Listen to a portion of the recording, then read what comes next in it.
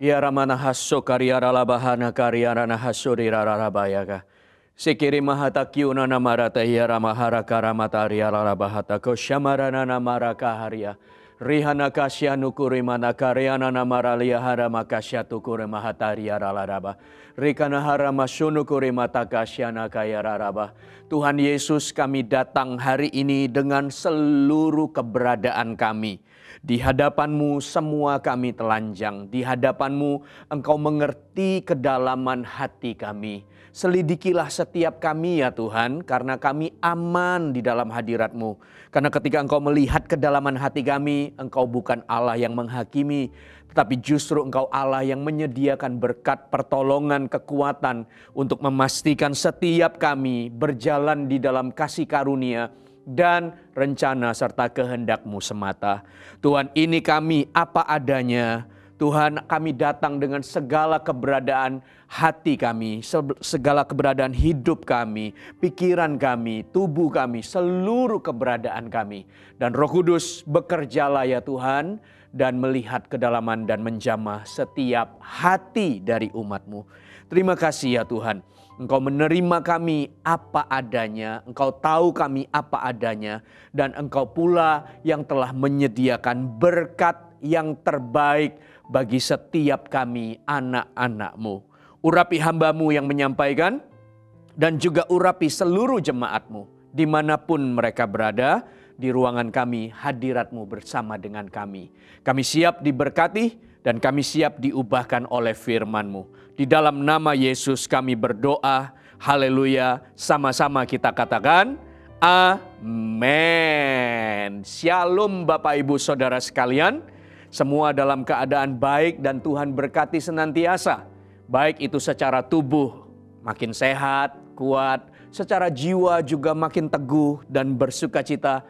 Tentunya manusia rohani kita juga semakin terus bertumbuh dan menjadi semakin dewasa. Tuhan memberkati kita dimanapun kita berada. Dan saya tahu juga kerinduan kita akan Tuhan, tentunya haus dan lapar tidak boleh berkurang, tetapi justru harus semakin menjadi-jadi. Demikian pula kerinduan untuk bersekutu satu dengan yang lain, untuk berjumpa dengan Anda semua, satu dengan yang lain juga sebagai saudara seiman di dalam ibadah offline. Tentu makin menjadi-jadi ya, kangen untuk ketemu di dalam satu ibadah yang sama. Tapi percayalah, hari ini dimanapun kita berada, hadirat Tuhan tidak kurang untuk menjamah kita. Tangannya cukup sampai ke ruangan kita, telinganya mendengar setiap seruan doa kita, dan kasih-Nya melingkupi Anda.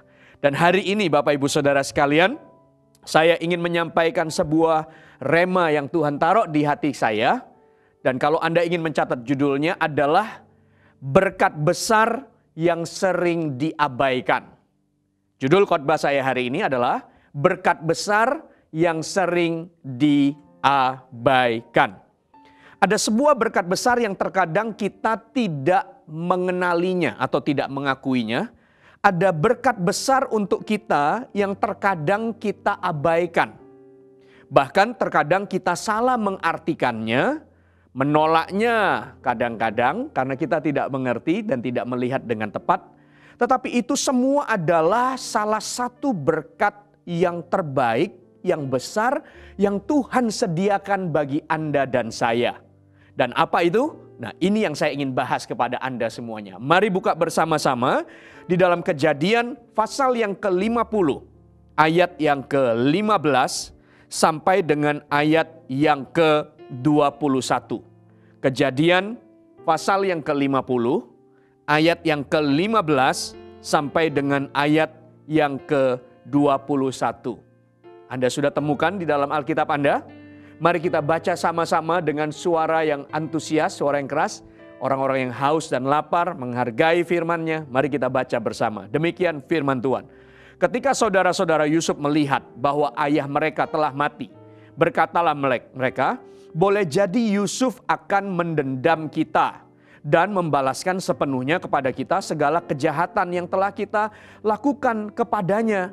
Bapak Ibu Saudara sekalian, oleh karena kesalahan yang mereka buat dan belum mereka berdamai di dalamnya, mereka berpikir negatif tentang apa yang mereka akan hadapi di depan.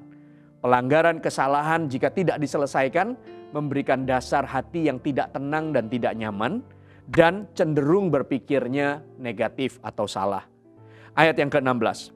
Sebab itu mereka menyuruh menyampaikan pesan ini kepada Yusuf. Sebelum ayahmu mati, ia telah berpesan, beginilah harus kamu katakan kepada Yusuf. Ampunilah kiranya kesalahan saudara-saudaramu dan dosa mereka, sebab mereka telah berbuat jahat kepadamu. Maka sekarang ampunilah kiranya kesalahan yang dibuat hamba-hamba Allah ayahmu. Lalu untuk memberikan rasa palsu, rasa tenang yang palsu, maka perlu menciptakan alasan-alasan berikutnya. Yang sebenarnya tentunya tidak betul, hanya untuk menutupi. Oke? Jadi memang kita harus menyelesaikan apa yang mengganjal di hati ini. Agar kita tidak terintimidasi dan tidak berpikir cenderung salah dan salah dan salah di berikutnya. Lalu lihat ayat yang ke-18. Oke? Ayat yang ke-17. Lalu menangislah Yusuf ketika orang berkata demikian kepadanya. 18. Juga saudara-saudaranya datang sendiri dan sujud di depannya serta berkata, kami datang untuk menjadi budakmu. Tapi Yusuf berkata kepada mereka, janganlah takut, sebab aku inikah pengganti Allah? Memang kamu telah mereka-rekakan yang jahat terhadap aku. Tapi Allah telah mereka-rekakannya untuk kebaikan dengan maksud melakukan seperti yang terjadi sekarang ini. Yakni memelihara hidup suatu bangsa yang besar. Jadi janganlah takut. Aku akan menanggung makanmu dan makan anak-anakmu juga. Demikianlah ia menghiburkan mereka dan menenangkan hati mereka dengan perkataannya. Bapak ibu saudara sekalian, kita tahu kisah ini adalah kisah Yusuf di mana orang tuanya sudah meninggal. Lalu anak-anak yang lain itu merasa takut. Tapi yang menarik, yang hebat adalah ayat yang ke-20. Yusuf menjawab dan memberikan sebuah kepastian dan rasa aman kepada saudara-saudaranya.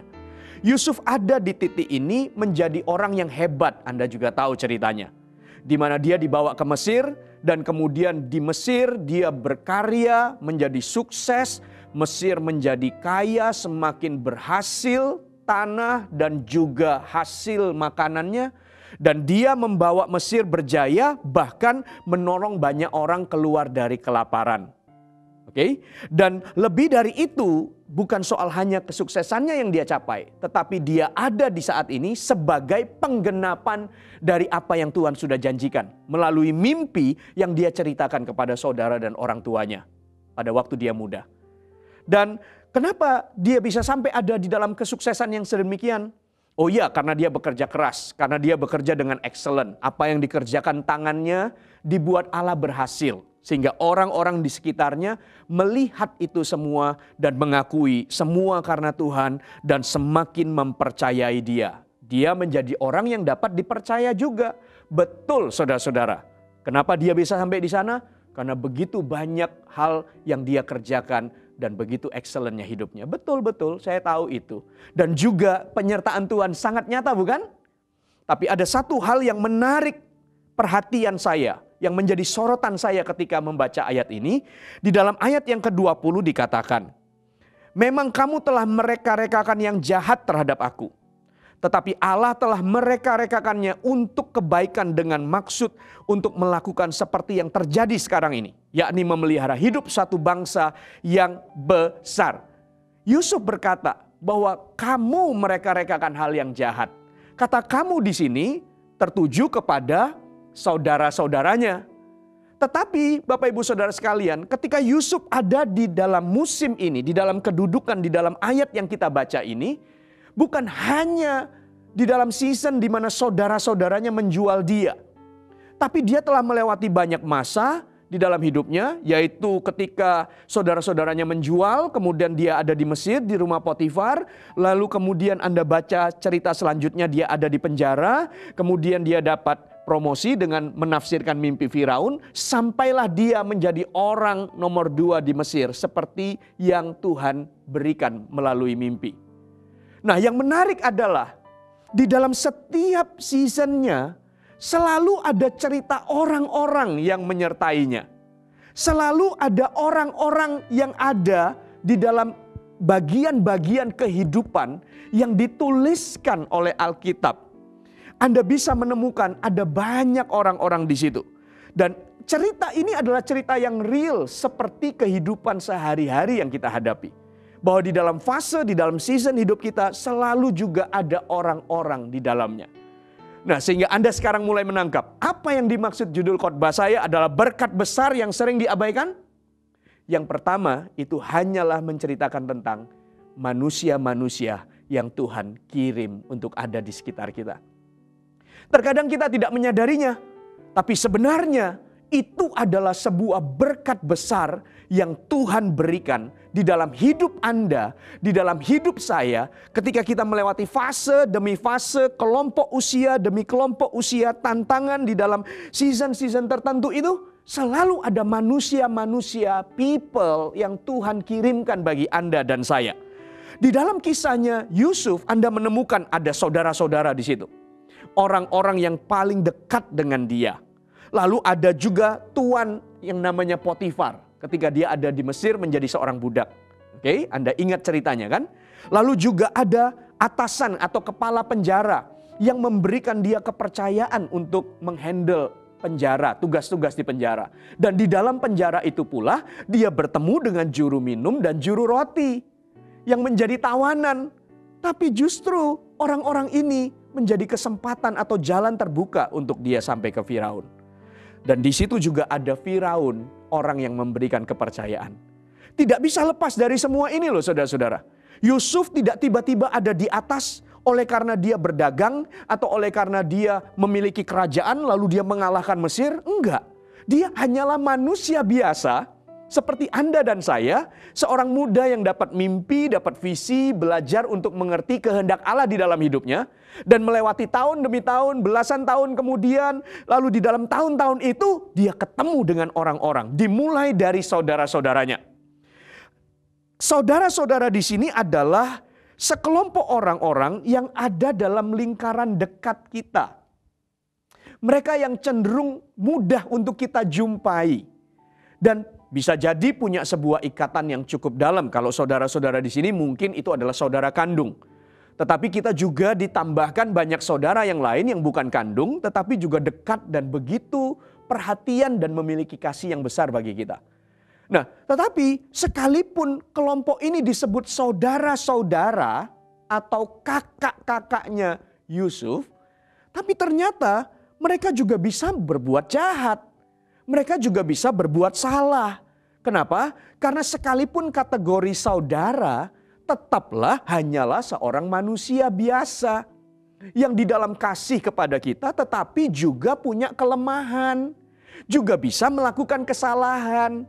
Di dalam hidupnya juga masih punya ego, masih punya cita-cita yang mau dia capai. Lalu untuk mencapai itu terkadang dia mengabaikan orang atau mungkin tidak sengaja menciderai atau dia tidak tahu bagaimana menyikapi jika ternyata terjadi perselisihan dan untuk membela dirinya, untuk melihat dirinya selalu betul lalu kemudian dia mempersalahkan Anda, mempersalahkan orang lain atau mungkin untuk keinginan tertentu lalu kemudian Anda seolah-olah merasa dirugikan sekalipun predikatnya adalah saudara. Tapi gimana pun mereka tetap adalah manusia yang punya kelemahan. Oke, dan mereka juga punya proses yang mereka harus jalani di hadapan Tuhan karena mereka punya kehendak bebas. Tetapi semua itu adalah bagian ditaruh di dalam hidup kita sebenarnya untuk menjadi berkat besar bagi kita. Lalu dikatakan di situ juga ada tuan, kalau di dalam hidupnya Yusuf namanya Potifar. Bukankah di dalam kehidupan kita waktu kita bekerja kita juga punya atasan atau majikan? Atau bahkan ketika kita ada di company besar tetap ada orang-orang yang kita harus berikan pertanggungan jawab? Atau kita juga menjadi seorang pemimpin mungkin dalam kelompok tertentu. Lalu kita punya orang-orang yang ada di bawah kita seperti Yusuf. Kita ini persis Yusuf itu real hidupnya. Kisahnya ditulis semua di dalam Alkitab. Tetapi Anda lihat sekalipun itu adalah tuan, bisa jadi tuan yang buruk, tetapi toh dia ditaruh di atas kita. Kita bekerja dengan dia. otomatis kita juga bisa menangkap dan melihat bahwa di balik itu semua pasti ada maksud. Minimal waktu kita kerja, kita pun diberkati dari kerja kita. Mereka memberikan upah dari apa yang kita kerjakan. Ternyata kehadiran mereka juga menjadi berkat bagi kita. Sekalipun berkatnya adalah timbal balik. Anda bekerja, Anda mendapatkan. Oke, Anda bekerja untuk saya, memberikan keuntungan, saya akan memikirkan Anda. Oke, tetapi juga ada atasan-atasan yang mungkin tidak seperti yang kita harapkan.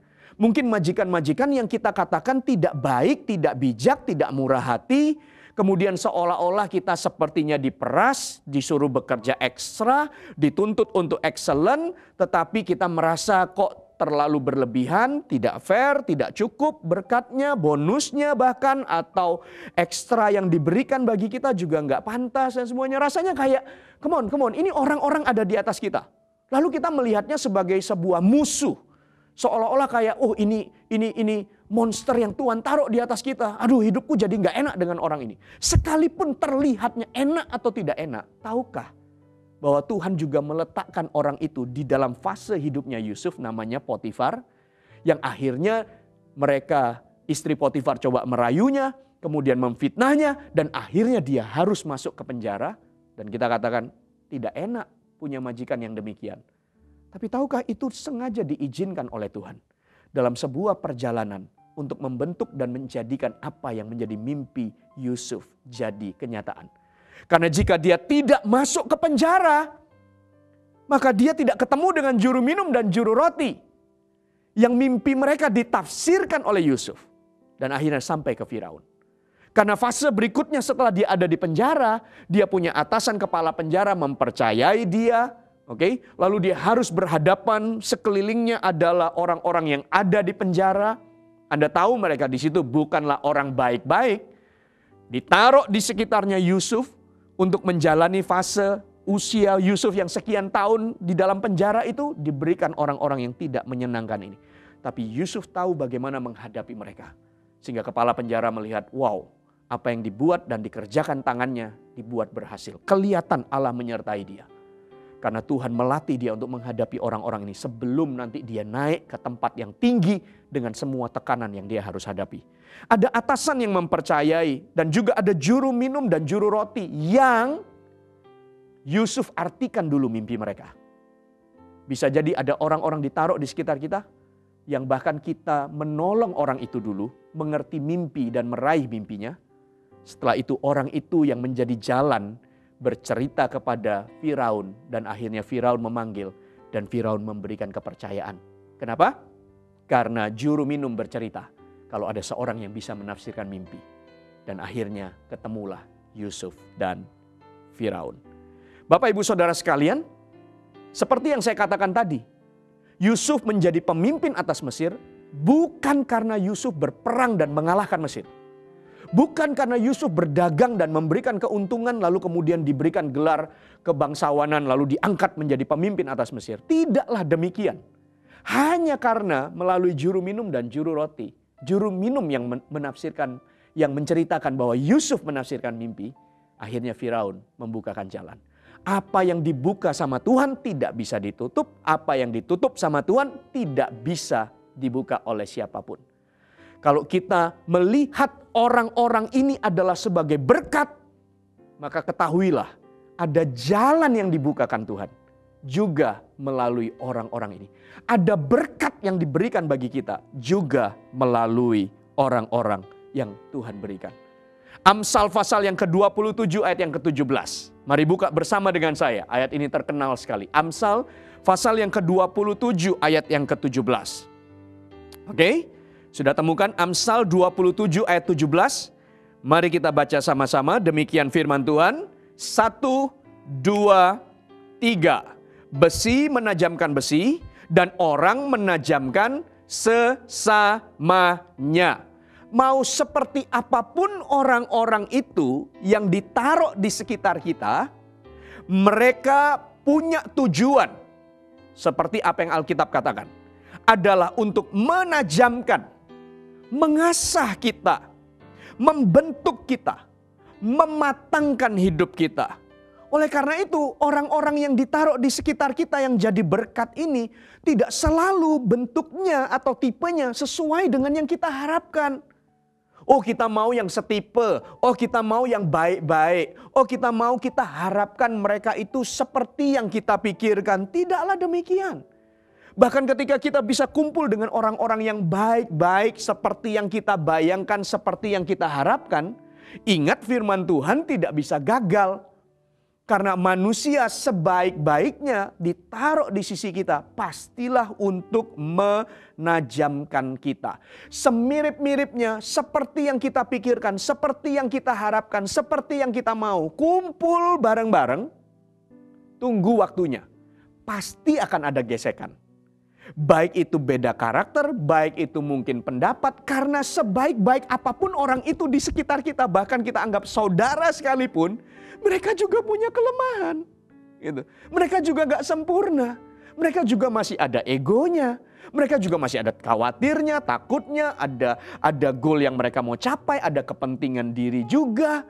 Yang mereka juga punya kelemahan. Sebaliknya, seandainya kita berusaha menjadi seorang sahabat, teman, atau bahkan saudara terbaik untuk orang di sekitar kita, kita kan juga harus akui bahwa kita gak sempurna.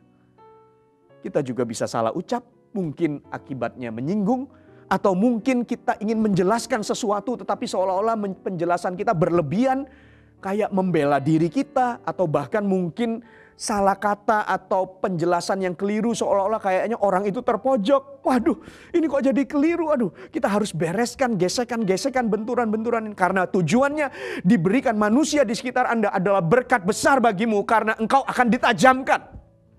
Karena engkau akan dimatangkan. Karena engkau akan diasah. Karena engkau akan digesek untuk menjadi semakin serupa seperti Kristus. Dan untuk itulah mereka ditaruh.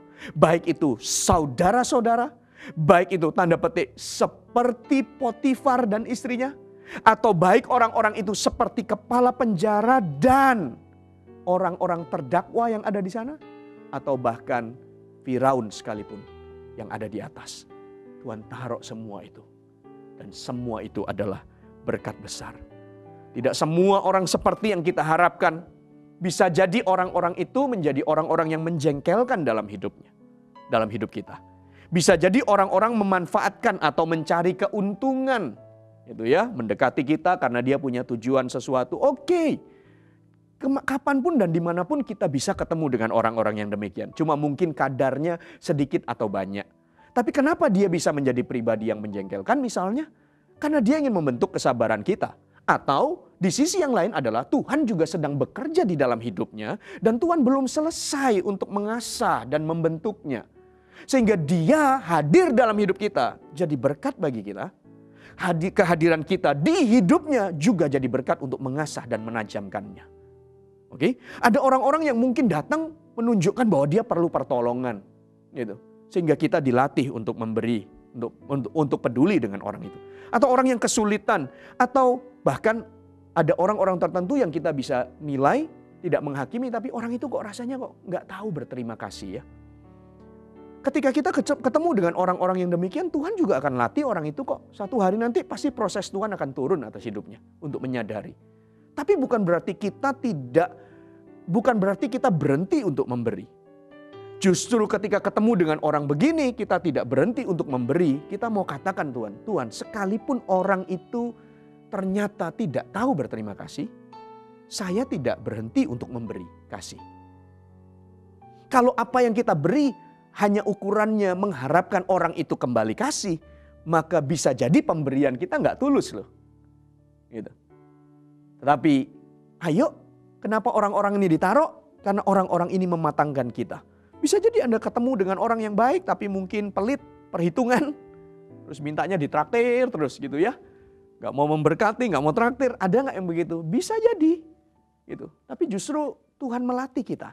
Dan Tuhan juga akan memproses orang itu. Tenang aja. Bagian kita urus hidup kita, hati kita. Bagian orang itu Tuhan yang akan kerjakan. Oke? Atau mungkin ada orang yang atasan yang tidak peduli, tidak mempromosikan kita, tidak memberikan bonus yang layak dan semuanya. Semua itu sangat mungkin terjadi. Karena memang orang-orang itu jugalah diizinkan Tuhan untuk ada di dalam hidup kita, di sekeliling kita. Tapi apa yang terjadi?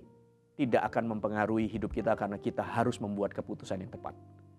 Nah, bagian yang kedua adalah, Bapak Ibu Saudara sekalian, ketika kita membaca Kejadian pasal yang ke-50 tadi, di sini adalah kisah di mana Yusuf bertemu dengan saudara-saudaranya. Oke?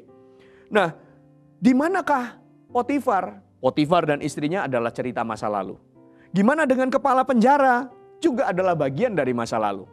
Dan tidak lagi disebut, tidak lagi diuraikan di sini. Apa yang saya ingin katakan adalah, perhatikan, poin yang kedua.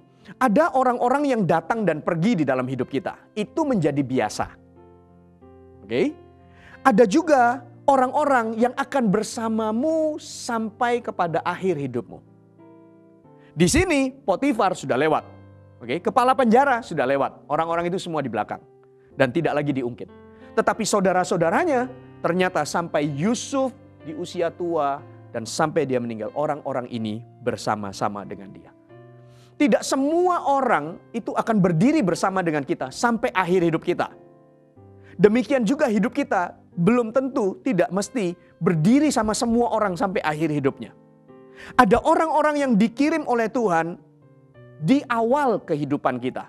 Saya ingat loh, coba saya pikirkan gitu ya. Iya loh, saya juga masih ada foto waktu saya TK, waktu saya masih kecil, ada di sekolah TK. Tapi kalau Anda tanya sama saya juga tidak ingat. Cuma beberapa dari mereka saya ingat punya kisah. Ini teman baik saya. Ini teman dekat saya. Tapi lebih dari itu saya juga nggak tahu dia kemana. Orang-orang ini ada di dalam fase waktu anak-anak saya. Dan itu membentuk dan memberkati saya sebagai anak-anak. Ada orang-orang yang muncul, tidak di awal, tetapi mungkin di mile tertentu di dalam hidup ini. Setelah kita berjalan sekian jauh, lalu Tuhan pertemukan kita dengan orang-orang yang baru. Dan orang-orang ini membangun di dalam hidup kita masa-masa tertentu itu. Karena dia tidak ada di awal, dan dia juga belum tentu sampai di akhir. Tapi ada di masa-masa tertentu yang Tuhan kirim untuk ketemu, mendampingi, mengasah kita, membentuk kita, menjadi sahabat kita, menjadi teman kita waktu itu, menjadi partner kerja, menjadi rekan bisnis, menjadi rekan sepelayanan di fase itu. Gitu. Karena Tuhan memberkati kita dengan orang-orang ini juga. Atau juga ada orang-orang yang muncul di akhir-akhir fase hidup kita. Tetapi ketahuilah, ada banyak orang yang Tuhan kirim untuk berdiri bersama kita sampai pada akhir hidup kita. Karena itu adalah keluarga dan itu juga saudara-saudara dan keluarga seiman yang Tuhan berikan. Nah, orang-orang ini datang dan pergi. Itu. Tetapi ketahuilah setiap orang yang datang yang Tuhan kirim pasti akan memberikan keuntungan di dalam hidup kita. Baik kondisi orang itu menjengkelkan atau menyenangkan, semuanya itu diizinkan sama Tuhan untuk mengasah dan menambahi kematangan dari hidup kita. Sekalipun jelek, sekalipun tidak sempurna, sekalipun seperti yang tidak kita harapkan. Tapi orang itu pasti memberikan keuntungan di dalam hidup ini. Melatih kita sabar, membuat kita mendengar kembali sharing dan keluh kesah mereka. Lalu melatih kita untuk memberikan pendapat. Ketika kita memberikan pendapat atau memberikan masukan, ada urapan yang bekerja, hikmat bekerja. Dan kita juga bingung, kita kok bisa kasih pendapat begini ya. Dan pendapat yang sederhana, yang simple itu yang keluar dari urapan Tuhan ternyata menjadi jawaban bagi orang. Gitu. Karena ketemu dengan orang-orang dalam kebutuhan. Kalau kita ketemu dengan orang-orang tidak dalam kebutuhan, maka tidak ada pengurapan yang bekerja. Karena pengurapan dan karunia itu selalu bekerja ketika di ladang ada kebutuhan. Dan waktu kita berjumpa dengan orang-orang yang adalah berkat bagi kita ini, ternyata orang itu diberkati dengan kehadiran kita. Dan kehadirannya juga memberkati hidup kita. Di mana ada kebutuhan, di situ juga urapan dan kuasa bekerja. Kita memberikan pendapat, kita memberikan pujian, kita menguatkan mereka. Ketemu dengan orang-orang yang selalu dalam kebutuhan. Mereka juga adalah berkat bagi hidup kita. Tapi bagaimana dengan orang-orang yang pergi dan meninggalkan kita? Pastilah saudara-saudara, pasti ada. Di dalam karir kita, di dalam pelayanan kita, di dalam kehidupan pasti ada orang-orang yang akan meninggalkan. Bahkan rumah tangga ketika anak-anak kita besar mereka juga akan pergi hidup dengan pasangannya dan membangun rumahnya. Kemudian kita suami istri pasti juga ada bagian di mana saya nggak tahu Anda pikirkan atau enggak, tapi mestinya ya pasti juga pikirkan. Saya dengan istri ada waktu-waktu ngobrol gitu ya, dan ada beberapa kali pembicaraan yang yang membuat mata ini berkaca-kaca ketika membicarakan anak-anak yang sudah mulai gede, sudah mulai dewasa. Wah, melihat mereka sudah mulai remaja. Lalu kita berpikir, wah, satu hari nanti mereka sudah sibuk dengan teman, lalu menemukan pasangan, membangun rumah tangganya. Lalu kita sebagai orang tua, aduh gimana ya rasanya pada fase itu. Tapi percaya Tuhan pasti kekuatan. Tapi ya harus siap untuk ditinggal. Lalu kemudian ketika kita membicarakan masa depan, lebih jauh suami istri, lalu bercerita tentang kalau misalnya kita tidak kembali ke Indonesia. Lalu kemudian salah satu dari kita pasti dipanggil Tuhan duluan, gak mungkin bareng-bareng kan. Salah satu dipanggil duluan, gimana ya satu hidup menghadapi semuanya tapi di negara orang misalnya, atau di negara yang baru misalnya. Wow, tantangan ya, tapi semua kita harus siap. Ada yang datang, ada yang pergi. Kehidupan demikian. Yusuf juga begitu kan, ada yang datang, ada yang pergi, tapi banyak yang tinggal bersama dengan dia. Dan untuk orang-orang yang pergi juga jangan kecil hati, Bapak Ibu Saudara sekalian. Baik itu karena keputusan yang dia buat, karena Tuhan juga akan proses dia. Tetapi untuk mereka yang pergi, ketahuilah bahwa rencana Tuhan tidak bisa gagal di dalam hidup kita, oleh karena kita ditinggalkan oleh seseorang. Dan saya mempelajari itu, Anda buka bersama di dalam 2 Timotius pasal 4. 2 Timotius pasal 4 ayat yang ke-9. 2 Timotius pasal yang ke-4 ayat yang ke-9. Ini adalah teladan dari sebuah pelayanan. Ternyata Paulus juga berkata, demikian firman Tuhan, berusahalah supaya segera datang kepadaku. Ayat 9 ya. Ayat yang ke-10, karena Demas telah mencintai dunia ini dan meninggalkan aku. Wah, ternyata dalam pelayanannya Paulus juga ada yang meninggalkan dia, namanya Demas. Siapa itu? Anda kalau baca Kolose, Anda akan menemukan bahwa nama Demas disebut. Anda buka bersama dengan saya coba, Filemon pasal yang pertama ayat yang 23. Oke, kitab Filemon pasal yang pertama ayat 23. Firman Tuhan berkata, nih siapa Demas? Salam kepadamu dari Epafras, temanku sepenjara karena Kristus Yesus. 24, dan dari Markus, Aristarkus, Demas dan Lukas, teman-teman sekerjaku. Wow, ternyata orang ini partnernya Paulus. Kasih karunia Tuhan Yesus Kristus menyertai roh kamu. Tapi ternyata di dalam Timotius dikatakan 2 Timotius bahwa Demas telah meninggalkannya. Kenapa? Karena Demas telah mencintai dunia. Wow, berarti ada juga ya yang meninggalkan ya? Yes. Gitu. Nah, tentu kalau Anda tanya saya, ya saya tidak mau meninggalkan sesuatu oleh karena mencintai dunia atau gagal atau berbalik. Kalau sampai ada orang yang demikian pun ya Tuhan pasti akan proses dia. Tapi intinya adalah kalau saya harus meninggalkan sesuatu, saya meninggalkan bukan karena mau beralih cinta atau gagal. Saya kalau mau meninggalkan sesuatu oleh karena ada pengutusan, ada tantangan yang lebih besar, ada kemenangan dan kemuliaan yang lebih besar disediakan. Saya mau kalau memang itu waktu dan kehendak Tuhan. Saya siap, saya rela untuk itu. Tapi bukan karena gagal atau beralih setia. Tapi kenyataannya, Bapak Ibu Saudara sekalian, ternyata ada gitu. Terus bagaimana menyikapinya dengan orang-orang yang meninggalkan kita? Ya, poin yang ketiga, saya ingin ceritakan kepada Anda bagaimana kita menyikapi orang-orang itu. Jadi yang pertama ketahuilah, manusia atau orang-orang yang ada di sekitar kita adalah berkat besar bagi kita. Yang kedua, ada orang-orang yang silih berganti. Ada yang pergi, ada yang datang. Tapi ada banyak orang-orang yang akan stay sampai akhirnya bersama dengan kita sebagai keluarga rohani kita pula. Lihat di dalam Kejadian pasal 50 ayat yang ke-21. Oke, kita buka tadi Kejadian pasal 50 ayat 21. Demikian firman Tuhan. Jadi janganlah takut. Aku akan menanggung makanmu dan makan anak-anakmu juga. Demikianlah ia menghiburkan mereka dan menenangkan hati mereka dengan perkataannya. Wah, hebat ini. Yusuf memberikan jalan keluar ketika kita menghadapi orang yang silih berganti, pergi, datang, ataupun bahkan stay sama hidup kita. Yusuf berkata begini, dia bilang kepada saudara-saudaranya yang sudah berbuat salah yang sedemikian rupa. Lalu ketakutan karena papanya sudah meninggal, dia takut Yusuf nanti akan balas. Lalu Yusuf berkata, no.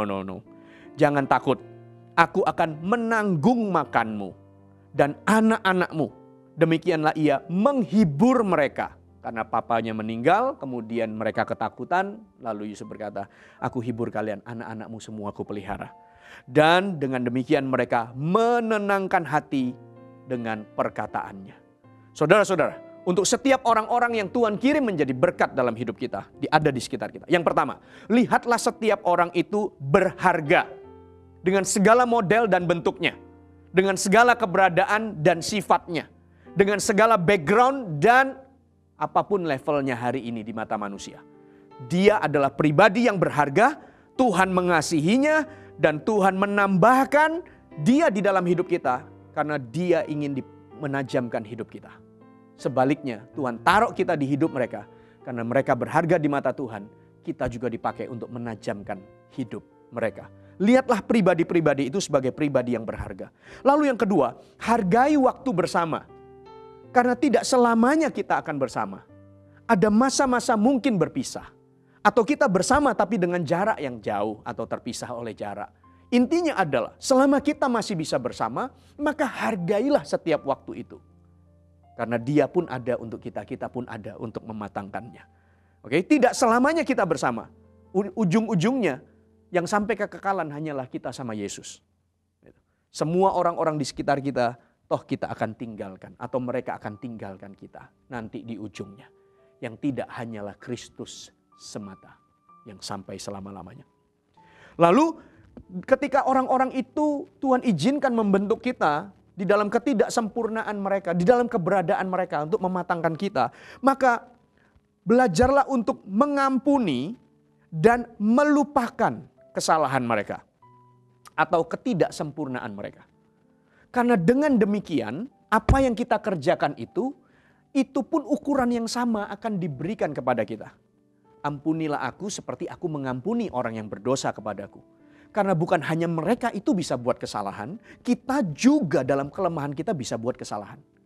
Dan ketika kita bermurah hati untuk melepaskan pengampunan, maka apa yang kita tabur pun akan kita tuai.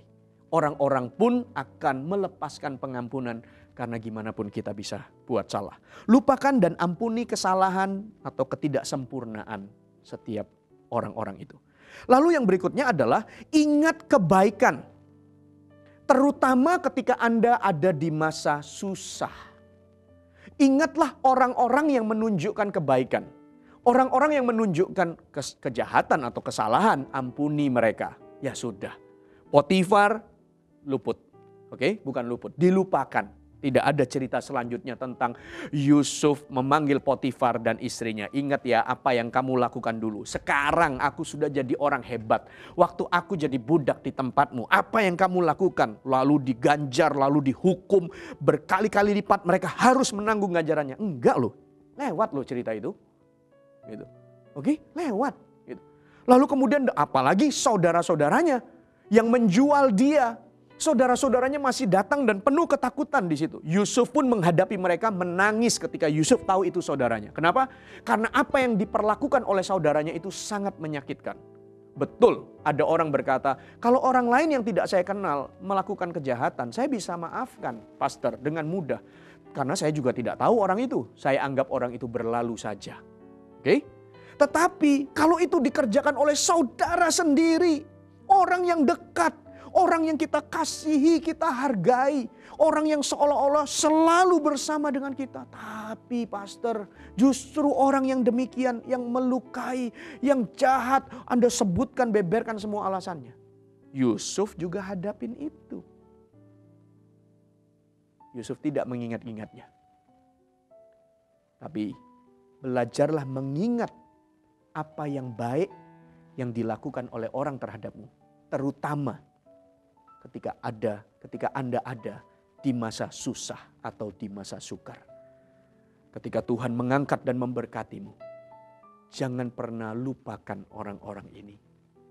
Berkati mereka, tunjukkan kasih setia Tuhan melalui hidupmu. Beritahu kepada mereka apa yang kalian tabur pada masa susahku. Terima kasih, sekarang kalian pun menuai ketika aku hari ini diangkat Tuhan. biarkan mereka mengecap semua yang mereka tabur dan mereka tuai. Dan itu betul adanya. Oh, kalau saya ingat kisah ini, saya belajar ketika Daud memanggil Mephiboset. Daud dan Mephiboset dalam 2 Samuel pasal 9. Anda bisa baca di mana Daud berkata dan Mephiboset bin Yonatan bin Saul masuk menghadap Daud. Pasal yang ke-9 ya, ayat yang ke-6. Saya loncat ayat yang ke-6. Anda bisa baca di rumah cerita komplitnya. Ia sujud dan menyembah. Kata Daud, Mephiboset, jawabnya, inilah hamba tuanku. Kemudian berkatalah Daud kepadanya, jangan takut.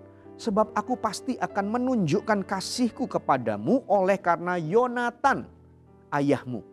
Aku akan mengembalikan kepadamu segala ladang Saul nenekmu. Dan engkau akan tetap makan sehingga sehidangan dengan aku. Ayat yang ke-13, firman Tuhan berkata, demikianlah Mephiboset diam di Yerusalem sebab ia tetap makan sehidangan dengan raja. Adapun kedua kakinya adalah timpang. Mephiboset ini anaknya Yonatan. Yonatan itu sahabat baiknya Daud. Ketika Daud dikejar-kejar Saul, Yonatan di situ menguatkan, mengunjungi Daud dan menguatkan dia. Dan ketika Daud menjadi raja di dalam 2 Samuel pasal yang ke-5, maka yang dia ingat adalah keturunannya Yonatan. Dia cari dan dia bawa untuk mereka makan sehidangan dengan raja. Seterusnya loh, bukan cuma sekali, seterusnya. Ingatlah orang-orang yang datang dan pergi, terutama mereka yang menunjukkan kebaikan kepadamu pada waktu susahmu. Sebaliknya, ketika kita dalam keadaan baik dan kuat, lalu ada orang-orang yang dalam keadaan sulit juga yang Tuhan berikan, ingatlah mereka, berkati mereka. Karena satu hari nanti ketika mereka pun sukses, engkau akan menuai apa yang kau tabur. Kita tidak mencari balasan ya. Kita tidak mencari balasan. Tapi itulah firman Tuhan mengatakannya. Lalu kepada orang yang datang dan pergi, bagaimana kita menyikapinya? Hargai dan bersyukurlah ketika mereka datang. Lepaskanlah berkat untuk mereka yang pergi. Sekalipun pergi dalam kondisi menjengkelkan. Berkati. Puji Tuhan. Dia Tuhan kirim di hidupmu untuk sekian waktu adanya. Lalu sekarang dia harus meninggalkanmu. Puji Tuhan. Gesekan dan benturannya mungkin tidak ada lagi. Tapi bukan karena itu Anda bersyukur. Tapi Anda tahu bahwa orang ini sudah selesai dengan Anda. Dan kemanapun dia berkatilah. Supaya rencana Tuhan mematangkan orang itu lewat proses yang lain. Berkatilah orang itu ya, yang pergi meninggalkanmu. Lalu percayalah Tuhan juga sediakan yang baru bagimu. Gitu.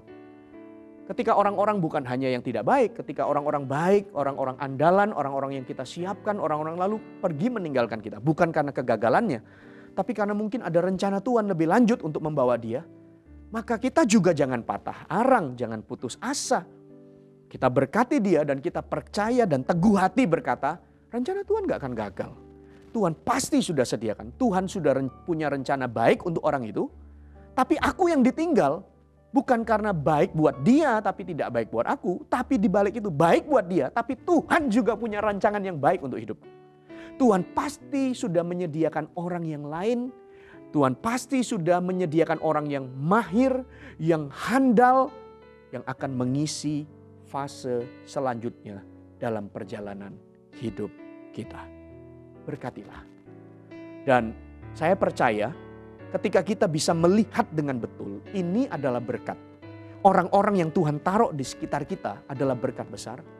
Maka Anda akan menikmati perjalanan hidupmu. Dan sampai kepada puncak visi yang Tuhan sudah sediakan. Mari kita buka sama-sama di dalam Markus pasal yang ke-10 ayat 28 sampai ayat yang ke-30. Ada 2 ayat terakhir yang saya ingin baca bersama-sama. Ini berkat Tuhan. Markus pasal yang ke-10 ayat 28 sampai dengan ayat yang ke-30. Mari buka Alkitab Anda dan kita baca bersama-sama dengan suara antusias. Oke? 1, 2, 3. Berkatalah Petrus kepada Yesus, kami ini telah meninggalkan segala sesuatu dan mengikut Engkau.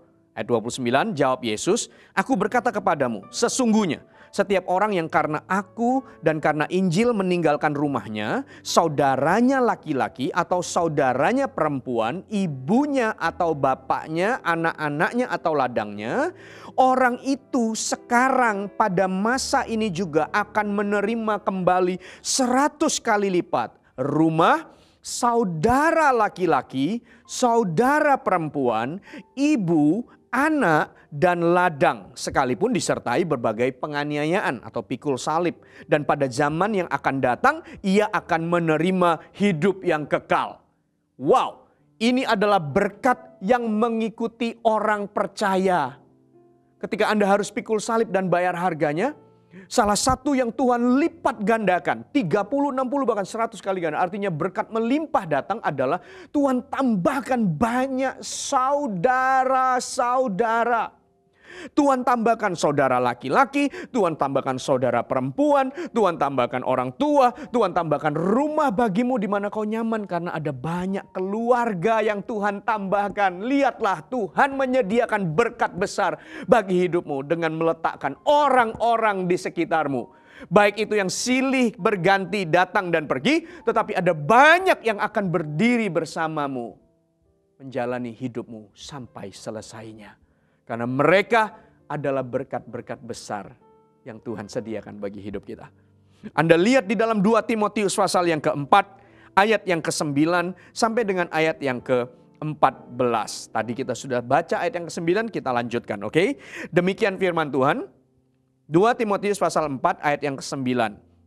Berusahalah supaya segera datang kepadaku karena Demas telah mencintai dunia ini dan meninggalkan aku. Ia telah berangkat ke Tesalonika.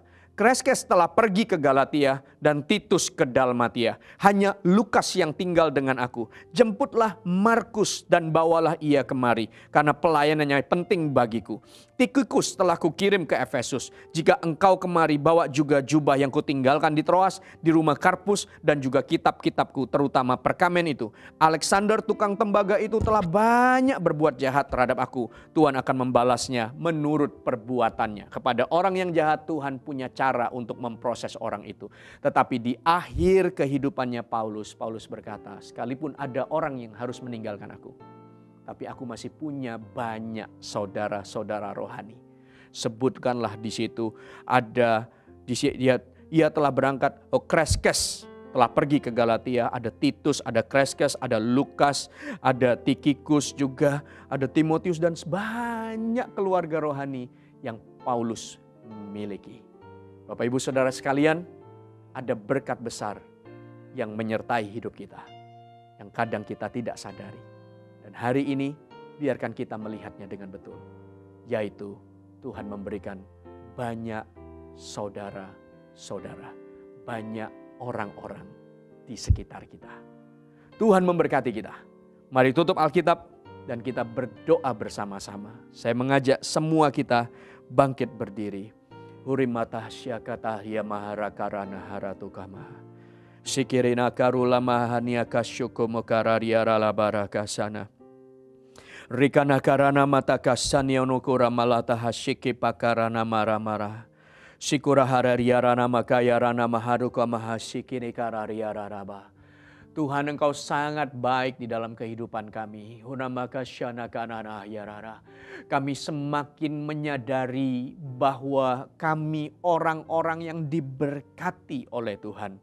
Rihatio syukumakariana haramalakaya tahashikiti karararia. Syukunahaniana nama. Ada banyak berkat-berkat materi, berkat-berkat jasmani yang Tuhan berikan. Tapi bagian ini sering kami abaikan atau kami tidak pikirkan.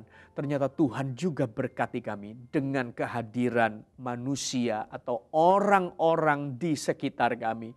Terima kasih ya Tuhan. Terima kasih buat saudara-saudara darah daging atau keluarga kami.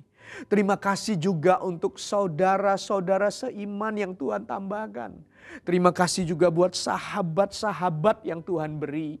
Bahkan ketika kami merasa asing sendiri atau merantau atau sedang menghadapi tantangan, ada keluarga rohani, ada saudara-saudara di CG yang datang menguatkan kami, menghibur kami. Oh, kami sangat diberkati. Kami sangat diberkati. Kami sangat diberkati ya Tuhan. Bahkan teman-teman kantor, orang-orang berbisnis dengan kami, bahkan ada orang-orang yang tidak seperti yang kami harapkan juga datang Tuhan kirim untuk mengasah, menajamkan kami. Terima kasih ya Tuhan buat semua orang-orang ini. Kami berdoa biarkan hati kami dibesarkan oleh Tuhan untuk menerima dan melihat semua mereka ini adalah berkat besar bagi hidup kami. Dan aku berdoa juga Bapak Ibu Saudara sekalian untuk orang-orang yang Tuhan kirim dalam hidup kita. Baik itu kesalahan atau kelemahan yang mereka kerjakan, atau bahkan mungkin sempat melukai hidup kita atau mengkhianati kita. Maukah Anda belajar untuk melupakannya, melepaskan pengampunan atas apa yang mereka kerjakan, dan biarkan kasih Bapa melingkupimu. Mungkin saja itu sahabat atau teman dekat atau partner bisnis atau rekan kerja yang memperlakukan Anda tidak adil, tidak fair, tidak menyenangkan. Tapi Anda ngerti bahwa ternyata orang-orang itu juga diizinkan oleh Tuhan ada di hidupmu. Bukan untuk menghancurkanmu tapi mematangkanmu. Janganlah rusak oleh karena keberadaan mereka. Tetapi justru makin matanglah karena mereka menajamkanmu di dalam kasih karunia Tuhan. Lepaskanlah pengampunan, ampunilah mereka, dan lupakanlah kesalahan-kesalahan mereka. Karena ingat mereka pun juga tidak sempurna. Mereka pun juga akan diproses sama Tuhan seperti Tuhan proses kita. Bagian kita adalah lepaskanlah pengampunan. Karena kesalahan yang mereka buat ataupun kejahatan yang mereka kerjakan dalam kelemahan mereka tidak bisa menghambat rencana Tuhan di dalam hidupmu, di dalam hidupku.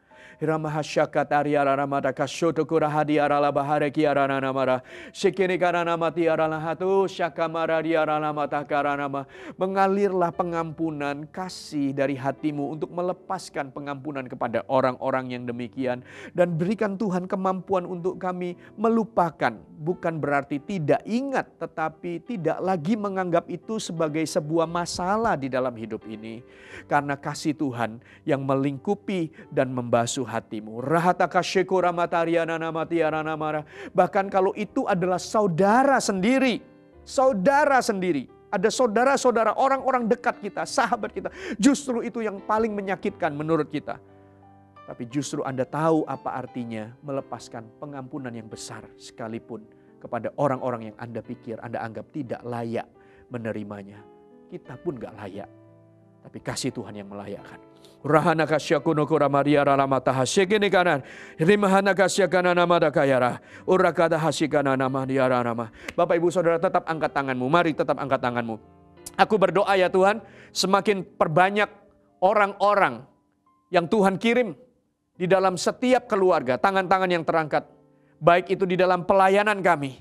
Baik itu di dalam karir dan pekerjaan kami. Ataupun di dalam kehidupan kami sehari-hari. Kirimkan orang-orang ini ya Tuhan. Orang-orang yang memang sengaja untuk membentuk dan mematangkan kami. Dan orang-orang pula yang membuka jalan untuk kami sampai menggenapi semua rencana Tuhan di dalam hidup ini. Bahkan mungkin mereka seperti juru minum dan juru roti. Juru minum yang menyampaikan kepada Firaun. Atau bahkan seperti Firaun sekalipun di atas kami. Temukanlah kami ya Tuhan dengan orang-orang yang demikian. Karena mereka juga adalah berkat bagi setiap kehidupan kami. Terima kasih ya Tuhan. Bahkan karir kami, pelayanan kami, panggilan kami, masa depan kami, cita-cita kami.